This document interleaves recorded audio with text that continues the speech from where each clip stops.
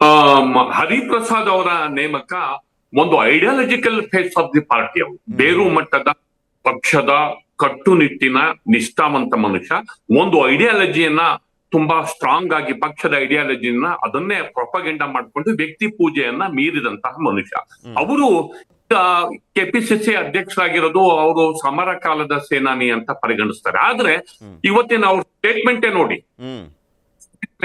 ಅಧಿಕಾರ ಬೇಕು ಅನ್ನೋರು ಶಿವಕುಮಾರ್ ಜೊತೆಗೆ ಹೋಗಿ, ಪಕ್ಷ ಬೇಕು ಅನ್ನೋರು ನನ್ ಕಡೆ ಬನ್ನಿ, ನಮ್ ಜೊತೆ ಬನ್ನಿ.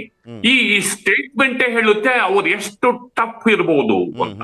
ಅಂದ್ರೆ ಮುಖ್ಯವಾಗಿ ಬರುವ ದಿನಗಳಲ್ಲಿ ಪಕ್ಷ ಮತ್ತು ಸರ್ಕಾರದ ನಡುವೆ ಕೋಆರ್ಡಿನೇಷನ್ ಆಗ್ಲೇಬೇಕಾಗುತ್ತೆ. ಈ ಕೋಆರ್ಡಿನೇಷನ್ ಹೇಗಾಗುತ್ತೆ ಅನ್ನೋದ್ರ ಮೇಲೆ ಈ ಸರ್ಕಾರ, ಈ ಪಕ್ಷದ ಫ್ಯೂಚರು ಬರುವ ದಿನಗಳಲ್ಲಿ ಅದು ನಮ್ಮ ಕಣ್ಣಿಗೆ ಕಾಣುತ್ತೆ. ಅದು ಹರಿಪ್ರಸಾದ್ ಅವರು ಹೊಸದಾಗಿ ಅಧ್ಯಕ್ಷರಾದ ನಂತರ ಅವರು ನಮಗೆ ಗೋಚರ ಆಗ್ತಿರೋ ವಿಚಾರ.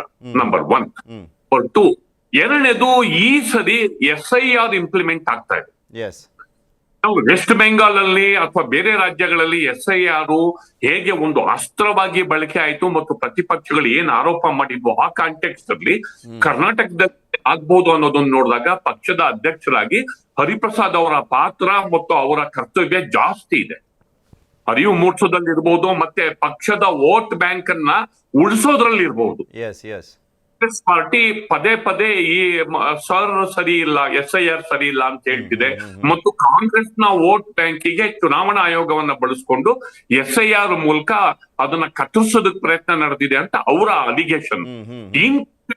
ನಲ್ಲಿ ಬೀಯಿಂಗ್ ಎ ಪಾರ್ಟಿ ಪ್ರೆಸಿಡೆಂಟ್ ತನ್ನ ವೋಟ್ ಬ್ಯಾಂಕ್ ಅನ್ನ, ಅಹಿಂದ ವೋಟ್ ಬ್ಯಾಂಕ್ ಅನ್ನ ಉಳಿಸ್ಕೊಳ್ಳೋದು ಸ್ಟ್ರಾಟಜಿ ಏನು?